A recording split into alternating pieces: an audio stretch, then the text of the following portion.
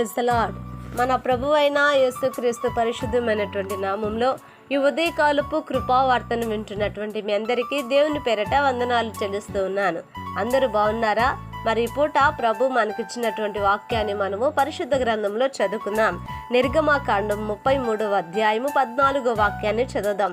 నిర్గమాకాండము 33వ అధ్యాయము 14వ వాక్యాన్ని చదువుకుందాం. అందుకు ఆయన, నా సన్నిధి నీకు తోడుగా వచ్చును, నేను నీకు విశ్రాంతి కలుగజేసేదని అనగా. హల్లెలూయా. నా దేవుని బిడ్డలారా గమనించండి, మోషేతో తండ్రి అయినటువంటి దేవుడు మాట్లాడుతూ, నా సన్నిధి నీకు తోడుగా వచ్చును, నా సన్నిధి నీకు తోడుగా వచ్చును. ఈ అరణ్యములో భయంకరమైనటువంటి ఈ మృగాల యొక్క సంచరిస్తున్నటువంటి ఈ యొక్క భయంకరమైనటువంటి అరణ్యములో ఇదిగో నీవు ఇంతమంది ప్రజలను తోడుకొని వెళ్ళటానికి నా యొక్క సన్నిధి నీకు తోడుగా ఉంటుంది. నా దేవుని బిడ్డలారా గమనించండి, ప్రభు సన్నిధి మనకు అవసరం. ప్రభు సన్నిధి మనతో కూడా రావాలి. ప్రభు సన్నిధి మన మధ్యలో ఉండాలి. గమనించండి, అందుకనే ప్రభు వారికి ముందుగా నడిచాడట. వారికి ముందుగా ప్రభు నడిచి ఇదిగో వారికి ఎటువంటి అపజయాలు కానివ్వండి, వారికి ఎటువంటి ప్రాణానికి నా దేవుని బిడ్డలారా ప్రాణానికి ఎటువంటి అపాయము లేకుండా దేవుడు వాళ్ళని కాపాడుకుంటూ వచ్చాడు.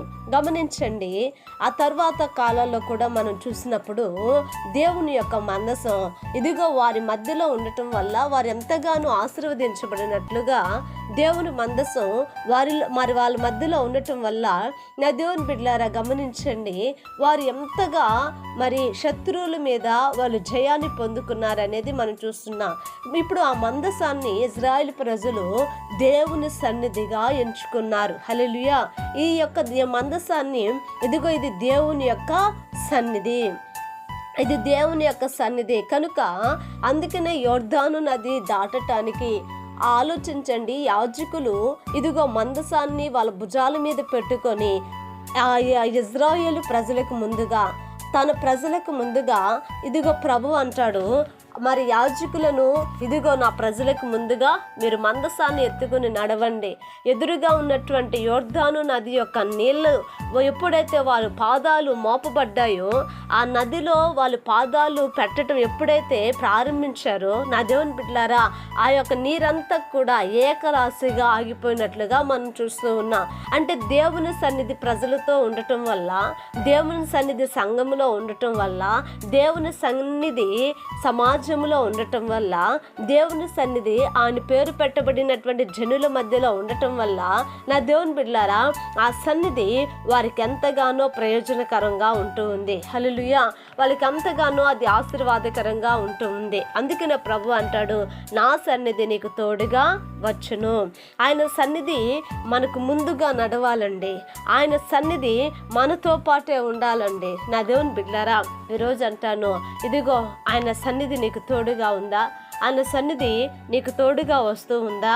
ఒకవేళ ఆయన సన్నిధిని నువ్వు కోల్పోయి ఉంటే ఈరోజు ప్రార్థన చేద్దాం.